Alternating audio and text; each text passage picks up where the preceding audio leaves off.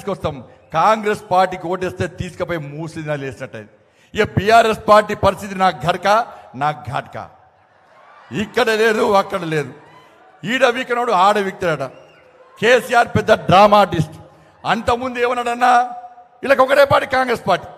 శాసనసభ ఎన్నికల గిట్టే BJP BRS ఒకటి, బీజేపీ బీఆర్ఎస్ ఒకటి. సక్సెస్ అయ్యారు కాంగ్రెస్ పార్టీ వాళ్ళు. ప్రజలు నమ్మించడం సక్సెస్ అయ్యారు. ప్రజలు నమ్మిరు కూడా వాస్తవానికి. అది తప్పని ప్రజలు గుర్తించలేకపోయారు. మళ్ళా పార్లమెంట్ ఎన్నికలగానే మళ్ళీ బీజేపీ బీఆర్ఎస్ కూడా అంటున్నారు. కాంగ్రెస్ పార్టీ ప్రచార వస్త్రాలు లేవు. 6 గ్యారెంటీలు ప్రజలు నంబరని తెలిసి ఇది స్టార్ట్ చేశారు. ఇక ఎన్నికల ముందు, శాసనసభ ఎన్నికల ముందు వాస్తవంగా జరిగింది ఏంటి అంటే, శాసనసభ ఎన్నికల ముందు బీఆర్ఎస్ పార్టీకి సంబంధించిన కొంతమంది మంత్రులు భారతీయ జనతా పార్టీలో చేరుతాను సార్, ఈ కేసీఆర్ ముఖం పెట్టుకొని ఓట్ల కోసం పోతే ప్రజలు చీతు అంటున్నారు, ఈ కేసీఆర్ ముఖం పెట్టుకొని ఓట్ల పోయే పరిస్థితి సార్, మాకు నరేంద్ర మోడీ ముఖం కావాలి సార్, నరేంద్ర మోడీ కావాలి సార్ మాకు అని చెప్పి చాలామంది బీఆర్ఎస్ పార్టీ మంత్రులు బీజేపీలో చేరడానికి వచ్చారన్న వాస్తవం కూడా నాకు కలిసినప్పుడు. అప్పుడు రాష్ట్ర అధ్యక్షుడు నేనే, నన్నే వచ్చి కలిసిర్రు. ఈ విషయం తెలుసుకున్న కేసీఆర్ ఏం చేసిందంటే, కేసీఆర్ నటించడన్న నటనలో జీవిస్తాడు, కుంపలు ముంచాడు తెలివి అంతా కూడా. అది గట్నే ఊరించుకుంటా మాటలు చెప్పి మన బతుకుని బర్బాద్ చేసి నాశనం చేసిండు.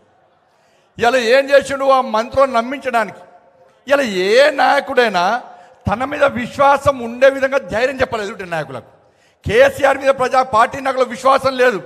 ఇలా మంత్రులను పిలిచి ఏం చేసిండు, నాకు ఢిల్లీ నుంచి ఫోన్ వచ్చింది, నాకు కేంద్ర మంత్రి పదవి ఇస్తాడట, మరి పోదామా అన్నాడట. ఈ మంత్రులు తిన్నవా బస్ పండి అంటే తిన్నా, పన్నవారా బస్ పంట పన్న అంటారు. వీళ్ళు పోయి కేసీఆర్ చెప్పగానే, అరే మన కేసీఆర్ సార్ ఢిల్లీలో మంత్రి అవుతుండట, ఇక మన బీజేపీ ఎందుకు ఏరాలే అని చెరువులు బంద్ చేశారు.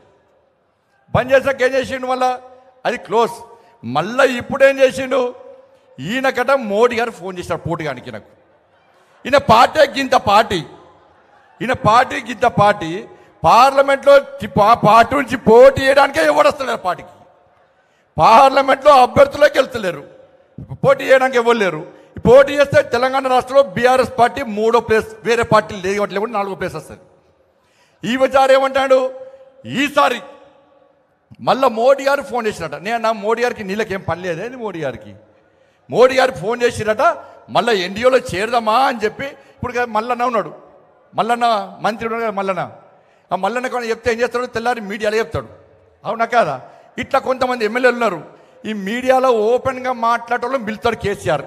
పిలిచి నాకు మోడీ గారు ఫోన్ చేసిరు, ఎన్డీఏలో కలుద్దామంటున్నారు, కలుద్దామా అనేసరికి మళ్ళీ చర్చ స్టార్ట్ అయింది.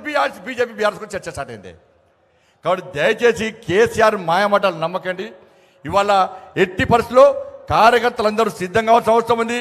తెలంగాణ రాష్ట్ర ప్రజలు కూడా భారతీయ జనతా పార్టీకి మన ప్రియతమ నేత, మన ఆదర్శ మూర్తి అయిన శ్రీ కేంద్ర హోంశాఖ మంత్రులు శ్రీ అమిత్ షా గారికి అందరూ లేచినోడి ఘనమైన స్వాగతం. భారత్ మాతాకి, భారత్ మాతాకి. నరేంద్ర మోడీ గారి నాయకత్వం, అమిత్ షా గారి నాయకత్వం, అమిత్ షా గారి నాయకత్వం.